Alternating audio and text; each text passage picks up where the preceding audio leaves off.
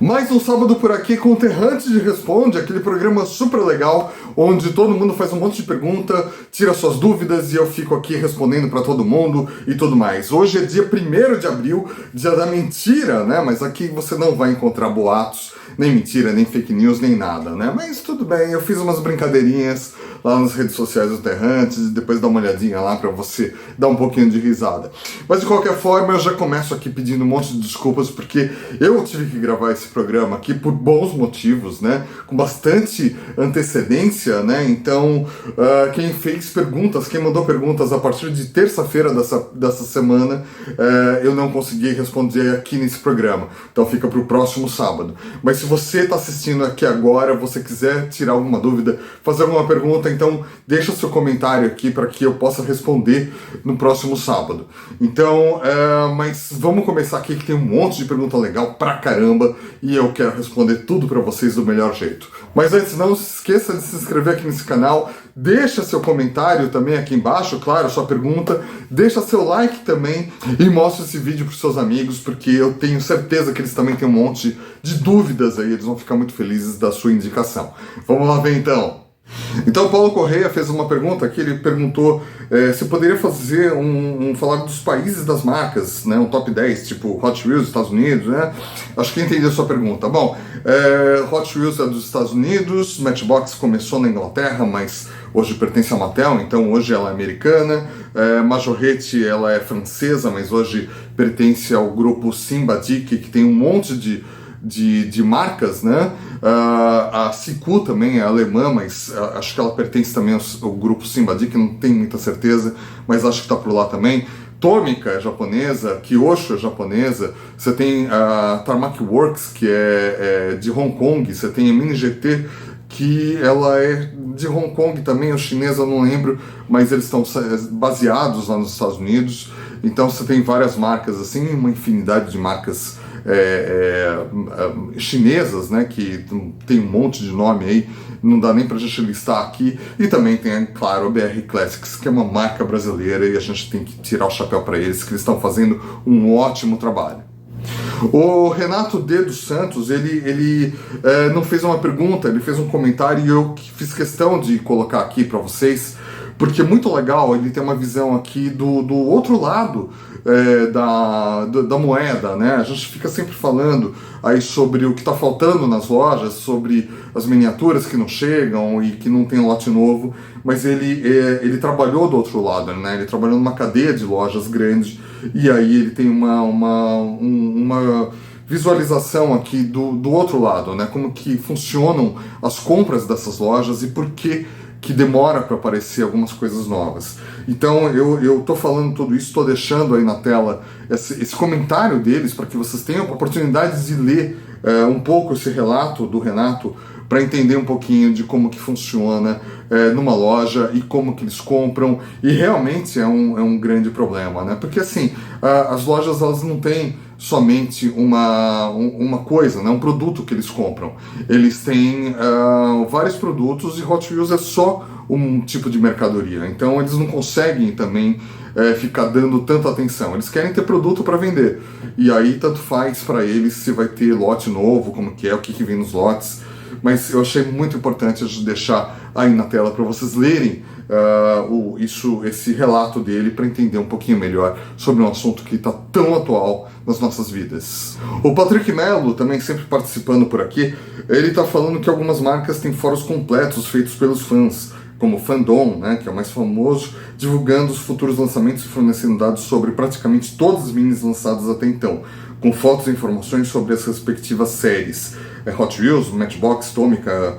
A Yamaha, Spark e Tarmac Works lançam catálogos anualmente para os seus lançamentos. E quanto às marcas mais alternativas e que não fabricam mais um para 64, como Revell, Motormax, AutoArt, Real Toy, Kyosho ou os maestros que tinham no interior, como a gente faz para buscar informações a respeito? Onde a gente pode encontrar algum catálogo com as minis que foram lançadas em suas respectivas variações? Cara, realmente é um desafio, né? Isso que você falou mesmo. Tem algumas marcas que o grupo de fãs é tão grande que existem sites especializados justamente em catalogar tudo que foi lançado. Então, eu fiz um vídeo um tempo atrás, vou deixar a sugestão de vídeo aqui em cima, para que vocês vejam, né, que eu falo sobre vários sites onde tem vários catálogos online, onde tem muita informação, onde você pode buscar muitas coisas sobre essas marcas mais não tão ativas e tudo mais, e por lá você tem várias dicas, e na descrição do vídeo você tem vários links também. Mas eu sugiro que, assim, para essas marcas menos conhecidas, você siga dois caminhos. Um deles você, claro, ir lá no História do Diecast, né, que é uma coluna que o meu amigo Maurício Nunes, ele escreve todo domingo. Eu vou deixar o link aqui também, aqui embaixo, da onde você vai lá e você tem um índice de todas as matérias que ele já escreveu. Tem mais de 300, 400 matérias ali. Então, por ali você consegue conhecer a história de muitos fabricantes, e geralmente tem algum link interessante ali com relação àquele fabricante. Um outro caminho também, tem um site chamado HobbyDB, que eu vou deixar aqui embaixo também o link, onde você pode consultar. Teoricamente eles eram para ter sido um site agregador de informações de todas as miniaturas já feitas na história. Então você consegue encontrar bastante coisa por lá, não é, claro, super completo, mas você consegue encontrar algumas coisas por lá sim.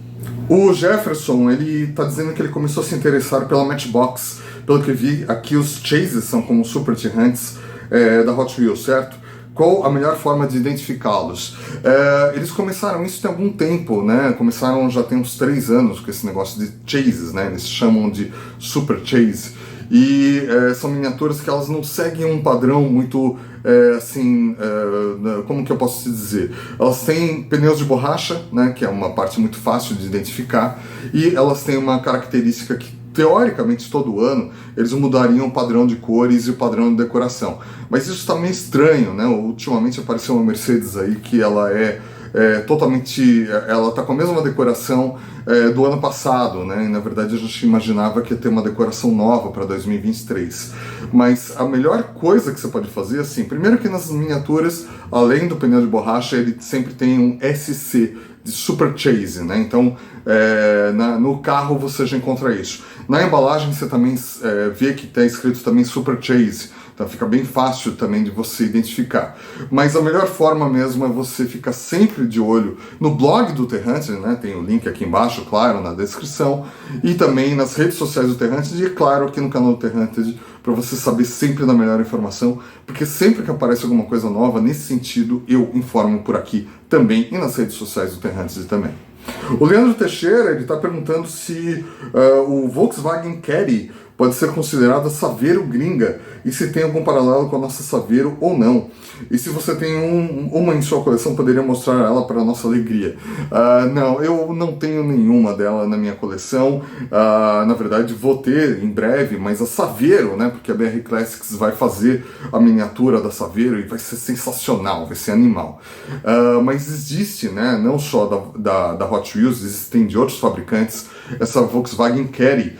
E ela se originou, ela foi lançada em 1979, ela era a versão picape, né? Uma picape leve, feita em cima do Golf, né? Do Volkswagen Golf Mark I, que foi o primeiro Golf que foi feito, né? Então lá nos Estados Unidos ele foi lançado, claro, né, por uma demanda lá dos americanos, né, que precisavam de uma picape leve. Então a Volkswagen identificou esse mercado e fez essa Volkswagen Caddy, que na época ela era também conhecida como Rabbit de coelho mesmo, né? Porque parecia um coelhinho, sei lá por que eles falavam isso. Então ela ficou muito conhecida como Volkswagen Rabbit. Se você procurar no Google, aí você vai ver bastante fotos dela. E ela era feita na mesma plataforma do Volkswagen Golf. A nossa Volkswagen Saveiro, ela veio depois e ela foi feita na mesma plataforma do nosso Volkswagen Gol. E ela foi muito bem aceita aqui no mercado, né? E ficou, mas elas são diferentes, né? Elas têm várias diferenças, inclusive de tamanho e tudo mais, mas elas são bastante similares. Então você pode até pegar uma Volkswagen Caddy e dizer que é uma Saveiro, não é, mas pelo menos pertence à mesma família. O André Alves, ele está perguntando se a Matchbox e a Hot Wheels têm a mesma qualidade, Qual que é a diferença entre elas? Tenho aqui as duas e percebo que a Matchbox tem uma superioridade na qualidade. É isso mesmo ou estou errado? Não está muito errado não, cara, porque assim, na verdade, a diferença das duas está na proposta. Tanto Hot Wheels quanto Matchbox pertencem à mesma empresa, né, que é a Mattel, só que a proposta é diferente. A Hot Wheels faz miniaturas mais ligadas à velocidade, assim, a carros super poderosos, com motores enormes, rodas traseiras grandes e tudo mais. Estão mudando um pouquinho isso, né? Estão indo mais para a parte de réplica mesmo, fazendo carros mais parecidos com os carros reais. E a Matchbox, ela sempre teve uma linha, sempre não, né? Ela também brincou muito, né, com essa coisa de carros do imaginário, né, de super poderosos e tudo, mas atualmente ela faz mais a linha de aventura urbana. Então, assim, você vai encontrar vários carros esportivos ou não, vários carros de serviço, e essa é a linha dela, essa é a pegada. E até por conta disso, os carros eles são menos exagerados da Matchbox, né? Não tem aquela decoração super louca e tudo mais. Eles são mais atentos aos detalhes de como se fosse uma réplica de um carro real. Mas claro, né, tanto Hot Wheels quanto Matchbox têm o mesmo conceito de fabricação, né? Cada uma delas usam 4 peças, então não dá para você fazer uma coisa muito mais trabalhada, né, como a gente vê em miniaturas premium ou de outras marcas por aí. Então, claro, se você está procurando uma miniatura mais caprichada, assim, você vai encontrar na Matchbox, né, mais parecido com o mundo real. Se você quer alguma coisa assim mais super esportiva e tudo mais, você vai encontrar mais na Hot Wheels. O James Prado, ele está perguntando se eu sei dizer quantos modelos mainline do Velozes e Furiosos a Hot Wheels já lançou até agora. Essa temática é a mais explorada pela Hot Wheels de todos os tempos? Cara, deve ser porque assim, a gente poucas vezes, né, a gente viu a Hot Wheels fazendo séries dedicadas a um só tema, né, de uma temática. A gente viu de Star Wars, por exemplo, a gente vê coisas da Disney também, mas realmente Fast and Furious, eles têm uma grande gama aí de miniaturas, de produtos, e até porque é uma das licenças mais desejadas por quem fabrica réplicas de carros, né? Então, assim, se você for pegar todas hoje em dia, com certeza a Fast and Furious ela tá no topo, então a Hot Wheels cuida com todo carinho aí dessa franquia, né, dessas licenças, para poder estar sempre lançando produtos. Poderiam ter lançado muito mais coisas, mas enfim, é uma estratégia dela.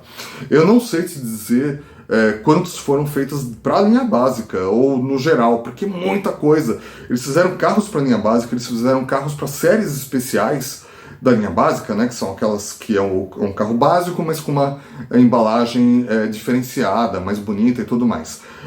Fizeram para 5-pack, né, que são os packs com 5 carros, fizeram já um monte de coisa, já inventaram um monte de coisa, sem contar a Mattel, né, a marca Mattel, que chegou a fazer aí uma série, né, na escala 1:50, tempos atrás, de Velozes e Furiosos. Então tem muita coisa. Você pode dar uma consultada no Hot Wheels Wiki, que lá eles dão você consegue encontrar todos os modelos que já foram lançados. É bem curioso, uma vez eu fui procurar lá, tinha coisa pra caramba. O Fernando, ele tá perguntando aqui se a Hot Wheels fez alguma miniatura de trem, fora aquela do Thomas, já que existe muita gente adepta ao ferromodelismo. Digo o trem real, como TGV, Shinkansen, Maglev e outros. Bom, eu dei uma procurada aqui, o Fernando, e encontrei, claro, né, tem esse Locomotoring aqui, que é uma versão, né, Hot Wheels do trem do Thomas, né, afinal de contas o Thomas & Friends é uma marca hoje que pertence à Mattel.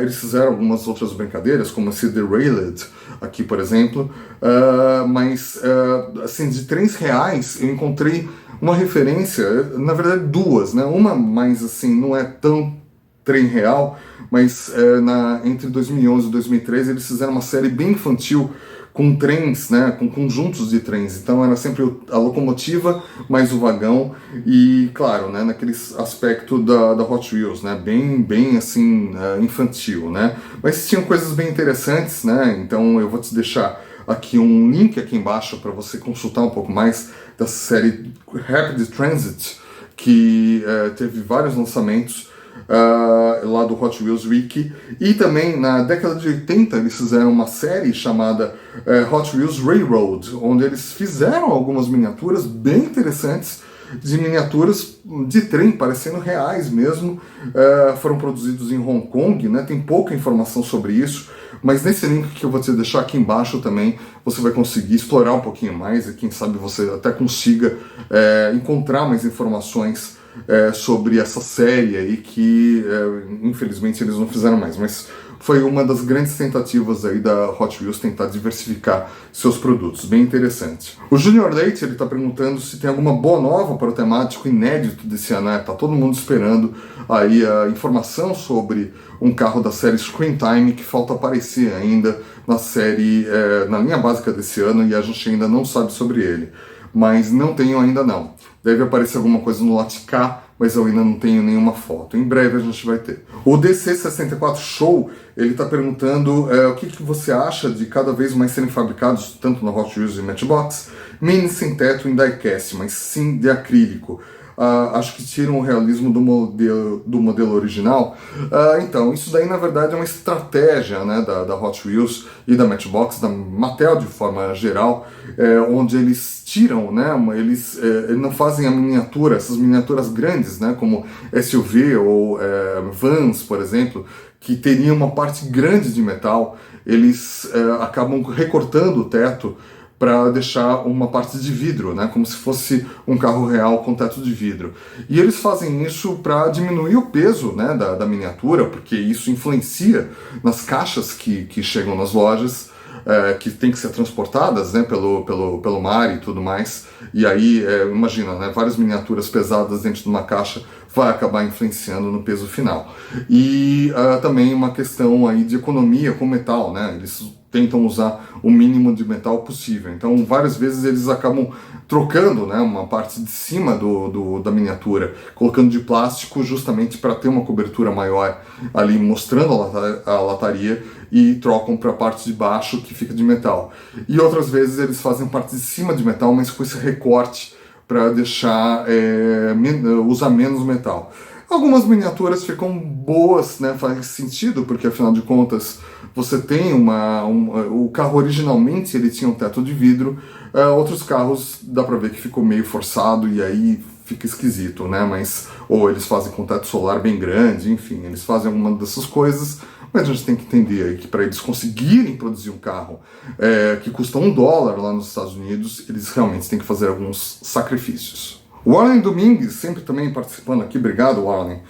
Por que lojas ficam... Por que você não acha Kukombi nas lojas? Porque todo mundo quer, né? Vem uma por caixa e aí tem essa mania de que tá todo mundo querendo Kukombi, sei lá por quê, né? Nem acho que ela seja tudo isso.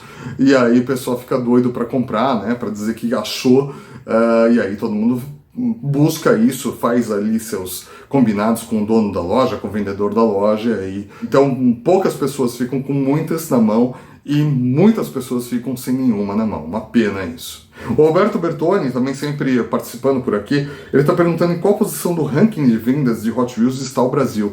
Cara, em 2009, 2010, a gente era o segundo maior mercado de comprador de Hot Wheels e o primeiro em comprador de pistas de brinquedos de Hot Wheels.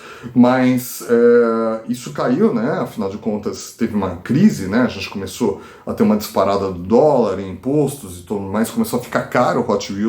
E aí a gente foi perdendo posições no ranking. Quem hoje, né, quem por muito tempo esteve em segundo lugar, claro, né, primeiro é sempre os Estados Unidos, mas quem está hoje em segundo lugar, ou ficou bastante tempo, foi o México. Apesar deles estarem em crise também, o mundo inteiro está em crise, mas eles também estão passando por dificuldades por lá, então eles acabam tendo, mesmo assim, mantendo aí um segundo lugar no ranking, até onde eu sei. Infelizmente a gente não tem um ranking, né? A Mattel solta seus relatórios e tudo, mas ela não especifica muito bem em que lugar tá os países, né, de compradores. Isso daí é uma informação meio estratégica deles e nem sempre eles passam isso. Mas o Brasil deve estar lá pelo seu, sei lá, terceiro, quarto lugar, alguma coisa assim, também não está muito longe, não. O Deep, também sempre participando por aqui, ele está perguntando qual época você acha que foi a era de ouro da Hot Wheels. Cara, isso é muito assim, difícil de dizer, né? Se você for lá nos Estados Unidos e perguntar para eles, eles vão dizer que foi a época do final dos anos 60, quando começou a Hot Wheels, até o meio dos anos 70, né? Porque tinha aquela coisa, aquela magia de criança e tudo mais. Depois a Hot Wheels perdeu um pouco o caminho na década de 80, década de 90 e voltou com tudo nos anos 2000. Se você perguntar para os colecionadores novos agora, eles vão dizer que a época de ouro é essa, porque afinal de contas tem muito produto, nunca houve tanto produto, tanta miniatura de Hot Wheels como agora, e também muitas miniaturas elas são mais bem feitas, né? Elas têm, por conta do maquinário, todas elas têm mais detalhes e tudo mais.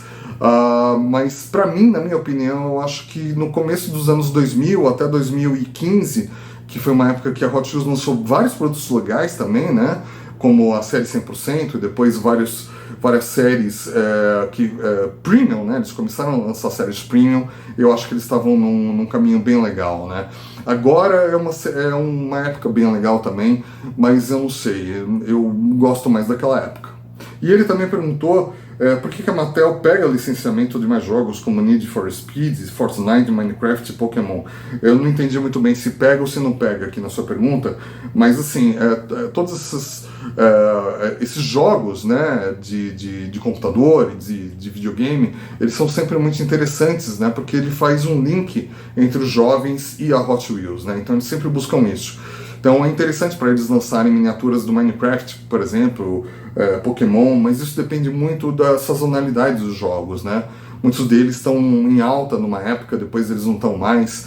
Então Need for Speed é uma coisa que eles nunca pegaram muito, né? Eles fizeram na época do filme, quando foi lançado, mas eles podiam ter explorado mais. Gran Turismo eles fazem de vez em quando. Forza, eles têm sempre alguma coisa, algum lançamento de Forza. Fortnite, eu não sei, é um jogo que é de tiro, então não sei se interessa muito para eles também. Então depende de muitas coisas dessas licenças e de como que isso daí vai vender, que público se destina para eles venderem isso. O Wesley Aguiar também sempre fazendo perguntas por aqui, ele está perguntando quantas caixas será que são feitas de cada lote. Cara, não sei, é o tipo de informação estratégica da Mattel, que eles nem falam quantas miniaturas eles fazem de cada modelo, muito menos de caixas, né? Isso é muito estratégico para eles e eles não passam essa informação de jeito nenhum. O Paulo Magalhães, lá de Portugal, ele cada vez manda mais perguntas, né, cara? Legal, Paulo. Ele está perguntando assim, será possível uma marca, por exemplo, bebidas, fast food, pedir a Mattel uma jorrete ou uma isto ir escolher uma miniatura de um molde existente para oferecer como brinde? Antigamente sei que faziam como McDonald's e a Coca-Cola.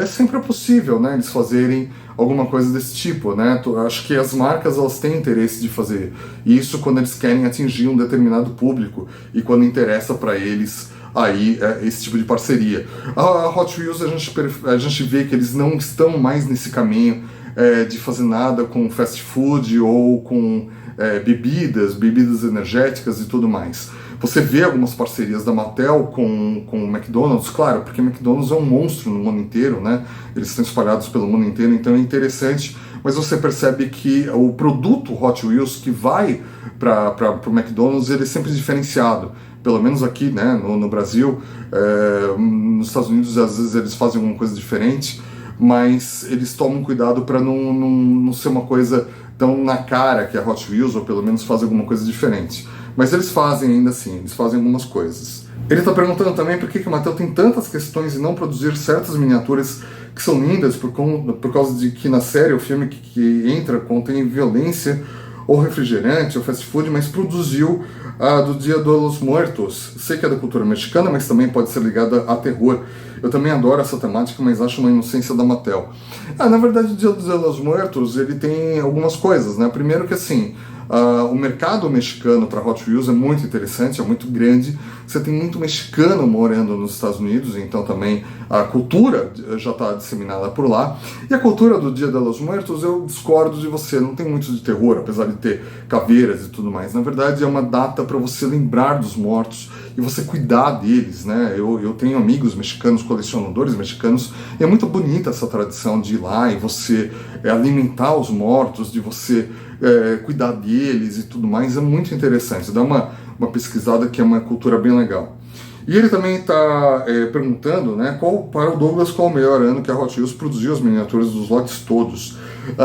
Bom, para mim é sempre o ano que estamos, né? Eu sempre acho que a Hot Wheels está lançando coisas mais legais, mais interessantes. Eu sempre sou um fã, não consigo te dizer qual o ano foi melhor, não. O Venâncio Filho, ele está perguntando que empresa atualmente faz carros de Fórmula 1 na escala 1 para 64, as melhores, mais detalhadas. Sempre encontro um para 18 e outros tamanhos maiores, mas eu gostaria de adquirir algumas do tamanho dos meus Hot Wheels. Tem algumas, né, que estão fazendo hoje, como a Tarmac Works tem feito algumas miniaturas de Fórmula 1, e a Mini GT também tem feito algumas miniaturas, só que mais antigas, de Fórmula 1, né? E são ambas fantásticas, bem detalhadas, você vai adorar. Algumas marcas já fizeram Fórmula 1 no passado, né? Inclusive a Hot Wheels mesmo, a Majorette, e a Kyosho fez algumas miniaturas muito legais, né? Tem aqui algumas miniaturas do Ayrton Senna, por exemplo, não estou conseguindo achar. Bom, tem aqui no meu expositor, aqui, algumas miniaturas do Ayrton Senna, de Fórmula 1, que você encontra, mas ainda estão com um preço muito salgado, porque afinal de contas faz tempo que eles não produzem. Mas eu entrevistei há pouco tempo o dono da Tarmac Works, o Félix, e ele fala lá justamente sobre a dificuldade de fazer carros de Fórmula 1, porque eles mudam todo ano a decoração, né? E muitas vezes eles mudam também a estrutura do carro, porque todo ano tem que mudar alguma coisa, uma asa e tudo. Então eles têm que fazer, eles não podem viajar muito nas decorações, eles têm que pegar licenciamentos, então é sempre muito complicado, mas eles têm feito mesmo assim. O Newton César Martins do Prado, ele está perguntando por que a Mattel não faz Hot Wheels na escala 1/87, um mercado interessante para ferromodelistas. Eles fizeram, né? Essa escala se chama HO, e realmente os ferromodelistas adoram. Eles chegaram a fazer em 2007 e 2008 uma série grande aí série grande não, né? Mas bastante coisa aí na escala 1/87, mas pelo jeito não vingou. Eles tinham que fazer moldes novos, né? Tinham que preparar a fábrica inteira para poder fazer essas miniaturas, mas parece que não compensou. Os primeiros lotes foram bem, depois os últimos lotes meio que já não estavam vendendo muito bem, e aí eles desistiram de fazer. Mas outras marcas chegaram a fazer, por exemplo, a Chuco fazia bastante coisa nessa escala, e tem outras também que fazem miniaturas nessa escala. O Carlos Marocchi, ele está perguntando, uma pergunta bem complicada aqui. Gostaria de saber como a China, se juntando com a Rússia, será que vai ter boicote com a União Europeia? E se isso acontecer, a Mattel, como uma empresa americana, teria que sair da China? Isso tudo por causa de uma guerra absurda? Bom, essa pergunta é muito interessante, né? Não tem tantas coisas assim ligadas ao nosso hobby, mas eu adoro, né, esse assunto de geopolítica. Eu consumo esse tipo de assunto já desde a minha infância, desde quando eu tinha, sei lá, 10 anos, eu já lia jornal, interessado nesse tipo de coisa. Sempre gostei muito de aviação, então sempre envolve esse tipo de coisa. Mas aí na sua pergunta tem várias preocupações, eu entendo suas preocupações, mas tem algumas coisas que a gente tem que considerar. Primeiro que assim, Rússia e China, elas, a maior parte do tempo, elas sempre foram parceiras, né? Afinal de contas, elas são vizinhas ali, então elas estão na mesma parte do mundo e também estão no mesmo bloco, né? De cultura, né? Pelo menos de economia e tudo mais, né? Eles estão hoje no mesmo lado da diplomacia, porque afinal de contas eles enxergam os Estados Unidos como um inimigo em comum, mas não é muito bem assim, né? A gente vê, por exemplo, que assim, a China ela é a maior detentora dos títulos do Tesouro Nacional, da dívida do Tesouro dos Estados Unidos. Então, assim, eles têm bastante dinheiro lá nos Estados Unidos. Os Estados Unidos é o maior mercado consumidor para a China. A China também depende muito dos Estados Unidos, como, né, nessa transação aí. Então, assim, quando a gente vê que existe um conflito entre China e Estados Unidos, ou entre Rússia e Estados Unidos, a gente tem que dar uma respirada e olhar um pouquinho mais de longe, porque as coisas não são bem assim. Existe uma retórica muito grande, existe uma disputa muito grande, e eles estão sempre negociando. Então, quando o Trump, né, chegou e começou a bater forte nos Estados Unidos, foi mais porque toda a ditadura, né, tanto de direita quanto de esquerda, e o Trump era quase perto de ser um ditador, ficou muito perto disso. Ele tem que sempre eleger um inimigo. Então, assim, o Trump elegeu a China como inimigo e ganhou a simpatia de muitos americanos, porque afinal de contas ele conseguiu colocar na cabeça dos americanos que os chineses estão roubando os empregos dos americanos. É em parte verdade e outra parte não, porque as empresas americanas toparam produzir na China e em outros países da Ásia porque era mais barato. Afinal de contas, você tem uma carga de impostos muito grande nos trabalhadores americanos. Então, você contratar trabalhadores na China, no México e em outros países que são mais pobres acaba barateando. Essa conta não está mais fechando como fechava antes, porque afinal de contas o transporte da China para os Estados Unidos ficou mais complicado. Se aparecer uma nova pandemia, os americanos sabem que vão ter dificuldade com a China e mais outros aspectos, né, até de fazer sentido fazer na China algumas coisas ou não. Então, algumas empresas americanas estão tirando aos poucos o que era produzido na China e passando para outros países, inclusive para os Estados Unidos. Então a Intel está fazendo uma grande fábrica, por exemplo, de semicondutores lá nos Estados Unidos. A Apple está diversificando, está tirando um pouco, está colocando fábricas, está montando aos poucos fábricas na Índia, Bangladesh, Vietnã. E a Mattel ela tem uma fábrica de Hot Wheels lá na China, né? E o resto está espalhado ali pelo sudoeste asiático, como Malásia, Indonésia, Tailândia e tudo mais. Então eles aos poucos estão mexendo nisso, mas assim, não acredite muito que existe uma guerra explodindo. Não, calma. Existe uma guerra regionalizada ali entre Rússia e Ucrânia, né? Era uma guerra que era para a Rússia ter vencido aí em um final de semana e não venceu, porque a Rússia é realmente assim, ela é decepcionante, né? Ela tem um poderio militar que a gente achava que seria muito maior e não é tanto assim. Então é uma crise muito grande. Os Estados Unidos está participando dessa guerra, a China está participando dessa guerra, mas indiretamente, mas não acho que vai espalhar mais esse conflito.